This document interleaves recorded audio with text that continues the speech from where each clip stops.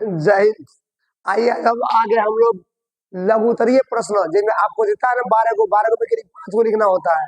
हम ऐसे टोटल पूरे संस्कृत मिलाकर टोटल हमने 20 क्वेश्चन गेस किया है। आप उनमें से 5 ही आपको बनाना है। आप इतना तैयारी कर, पूरी किताब पढ़ने की कोई आवश्यकता नहीं। मैं जितना बोल रहा हूँ उतना पढ़ के जाइए, आपका 10 नंबर जींस का बैग पैकेट में हो जाएगा। ठीक है ना? एकदम सिंपल तरह से देखिए, ये टोटल क्वेश्चन आप पढ़े हुए भी है, बहुत आसान भाषा में यूं चुटकियों में बना दीजिएगा, सॉल्व कर दीजिएगा सर। देखिए लघु उत्तरीय उत्तरीय प्रश्न क्या मोस्ट इंपोर्टेंट क्वेश्चन है सर। टोटल हमने 20 लाया, 20 में आपको 5 बनाना है। अब बहुत देखने को देखना आपको में से 5 को ऊपर देगा, पूरे 100% मोहर मार्क। ठीक है ना? तो क्वेश्चन पढ़िए। कारण मंगलम पाठ के आधार पर आत्मा का स्वरूप बताना है कि आत्मा क्या है। भैया सबको जानता है, और उससे भी छोटा महान से महान आत्मा होता है। खिला खत्म।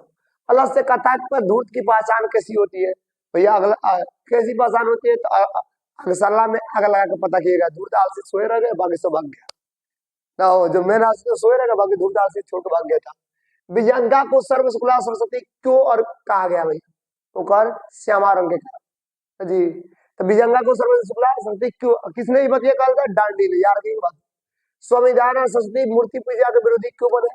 क्योंकि आप जानते हैं अच्छी तरह से, क्योंकि उसके ऊपर क्या गया था, एक मूर्ति के जो महाशिवरात्रि के दिन मूर्ति के ऊपर चूहा टहलते हुए देख लिए।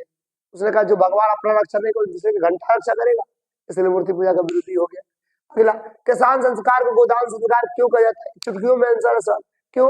क्यों किसान का केस काट कर गाय को दान किया जाता है, इसलिए किसान संस्कार को गोदान संस्कार खिला गौतम।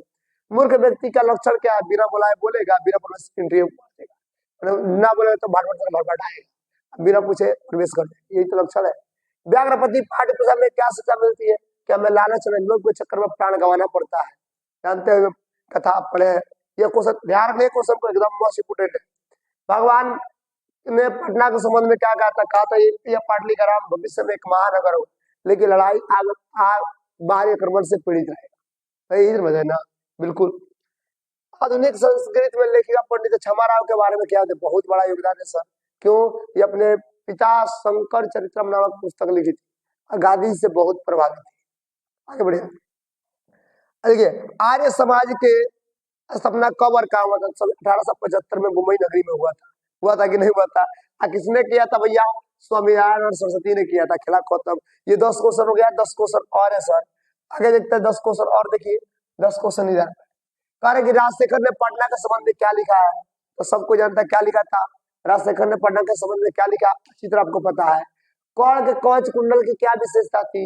भैया सिंपल 2 नंबर क्वेश्चन है। कवच कुंडल जब तक वो अवैध कवच था, जब तक उसके कवच कुंडल सूर्य भगवान ने उसके पिताजी ने प्रदान किया था, जब तक उनके पास कवच कुंडल था उसे कोई मार नहीं सकता था। चलिए, विश्व शांति कैसा संभव है?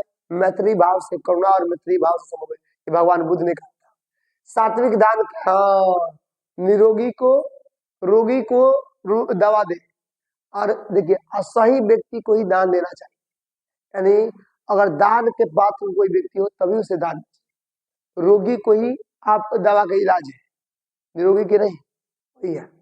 प्रमुख शास्त्र ग्रंथ कौन है? आप जानते हैं। संख्या के कौन है? कपिल मुनि। ऐसे पूरे ग्रंथ प्रवर्तक का नाम लिख देना है, काम खत्म।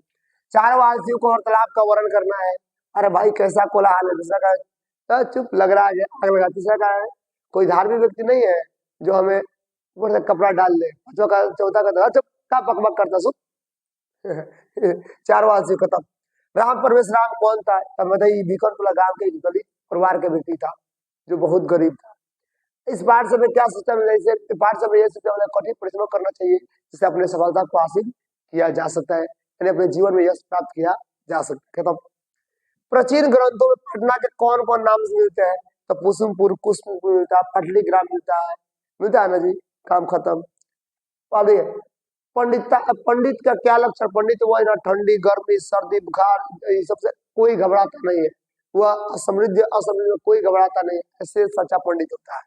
और शीत, ठंडा, गर्मी, भादो कुछ भी से नहीं डरता, भय से कुछ डर नहीं रहता, समृद्ध असमृद्ध कोई फर्क नहीं पड़ता, वही असली पंडित है। पंडित का क्या लक्षण है भैया? तो बता ही दिया। मध्यकाल में भारतीय समाज में कौन सी कुरीतियां पड़ी थी? तो बहुत सारा कुरीतियां थी। कुरीतियां मतलब दोष। क्या था? विधवा पुनः विवाह वाला, जाति प्रथा था, आज भी है जाति प्रथा। बाल विवाह, भैया दास प्रथा, ये सब कृतियां ही था, मध्यकाल में फैला हुआ था। यही 20 क्वेश्चन को आप तैयारी करके जाइएगा, देखिए आपको धक्का धक धक्का धक धक्का धक मजा आ जाएगा बनाने में, और अच्छा लगेगा। अब बनाकर आइएगा, लड़ा होगा तो जरूर कमेंट करिएगा। जय हिंद, जय भारत।